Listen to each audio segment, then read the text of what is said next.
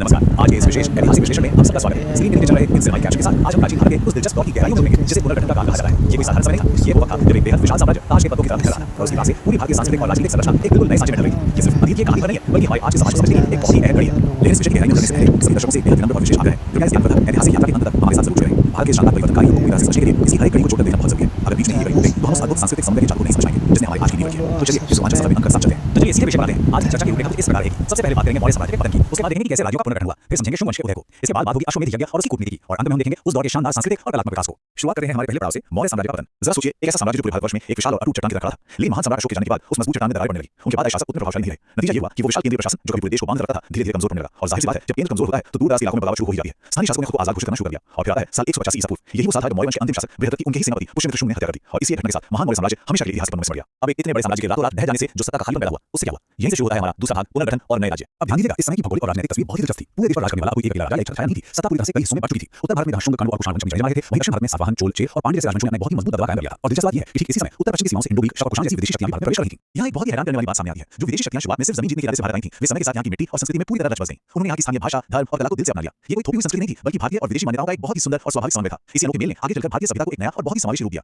और इसी निरंतर बदलती हुई राजनीतिक उथल-पुथल के बीच सामने आता है हमारा तीसरा विषय, शुंग वंश का उदय। ये पूरा दौर बड़ी ही कसक के विरोधाभासों से भरा हुआ था। अगर राजनीतिक नजरिए से देखें तो हालात बहुत अस्थिर थे। राज्यों के बीच लगातार सीमा बढ़ाने की होड़ मची थी। व्यापारिक रास्तों पर कब्जा करने के लिए युद्ध हो रहे थे और राज्यों के बीच गठबंधन रोज बनते और बिगड़ते थे। राजनीतिक शांति जैसी कोई चीज नहीं बची थी। लेकिन इसके ठीक विपरीत अगर आर्थिक और सांस्कृतिक नजरिए से देखें तो ये एक स्वर्णिम काल था। इतनी राजनीतिक अस्थिरता के बावजूद कृषि, व्यापार, शिल्प कौशल और शिक्षा लगातार नई ऊंचाइयों पर छू रहे थे। यानी सत्ता चाहे किसी की भी रही हो, समाज और अर्थव्यवस्था पूरी रफ्तार से आगे बढ़ रहे थे। तो अब चलते हैं चौथे भाग की ओर, जहां बात करेंगे बहुत ही प्राचीन परंपरा की, अश्वमेध यज्ञ और कूटनीति। अश्वमेध यज्ञ के बारे में तो सुना ही होगा, लेकिन सच कहें तो इसे महज एक पूजा या धार्मिक अनुष्ठान मान लेना एक बहुत बड़ी भूल होगी। असल में ये एक राजा की राजनीतिक शक्ति, उसकी सैन्य क्षमता और पूरे साम्राज्य पर उसके बेखौफ दबदबे को साबित करने का एक बहुत ही सोची समझी कूटनीति का हिस्सा था। उस समय धर्म और राजनीति एक दूसरे से इतनी गहराई से जुड़े थे कि उन्हें अलग करना नामुमकिन था। पुष्यमित्र शुंग ने भी अपनी ताकत का लोहा मनवाने के लिए इन्हीं प्राचीन परंपराओं का ही सहारा लिया था। तो इसका सबसे अहम पहलू ये है कि ये यज्ञ काम कैसे करता था। इसकी प्रक्रिया बड़ी सीधी और बेहद चुनौतीपूर्ण थी। सबसे पहले एक विशेष घोड़े को अलग-अलग राज्यों में पूरी तरह स्वतंत्र घूमने के लिए छोड़ दिया जाता था। अगर कोई दूसरा राजा उस घोड़े का रास्ता नहीं होता तो इसका सीधा मतलब था कि उसने यज्ञ करने वाले राजा की अधीनता चुपचाप स्वीकार कर ली है। लेकिन अगर किसी ने हिम्मत करके उस घोड़े को रोक लिया तो ये खुली चुनौती बन जाती थी। इसके बाद दोनों सेनाओं के बीच भयंकर युद्ध होता था, ये साबित करने के लिए कि असल में सर्वोच्च कौन है। राजनीति, सत्ता और युद्धों की इन बातों से थोड़ा आगे बढ़ते हैं और आते हैं अपने आखिरी और यकीनन सबसे खूबसूरत भाग पर, सांस्कृतिक और कलात्मक विकास। इस दौर की सांस्कृतिक उपलब्धियां वाकई किसी भी सभ्यता के लिए बहुत व्यर्थ बात है। शुंग शासकों ने कला, साहित्य और शिक्षा को भरपूर बढ़ावा दिया। जरा सोचिए, उनके शासनकाल में भरपूर और सांची जैसे महान बौद्ध स्मारकों का विस्तार हुआ और उन्हें और भी सुंदर बनाया गया, जो इस बात का बहुत बड़ा प्रमाण है कि उस समय शासकों में कितनी धार्मिक सहिष्णुता थी। संस्कृत भाषा का भी अभूतपूर्व विकास हुआ। महर्षि पतंजलि द्वारा रचित महान ग्रंथ महाभाष्य और योग दर्शन का विकास भी इसी काल की देन है।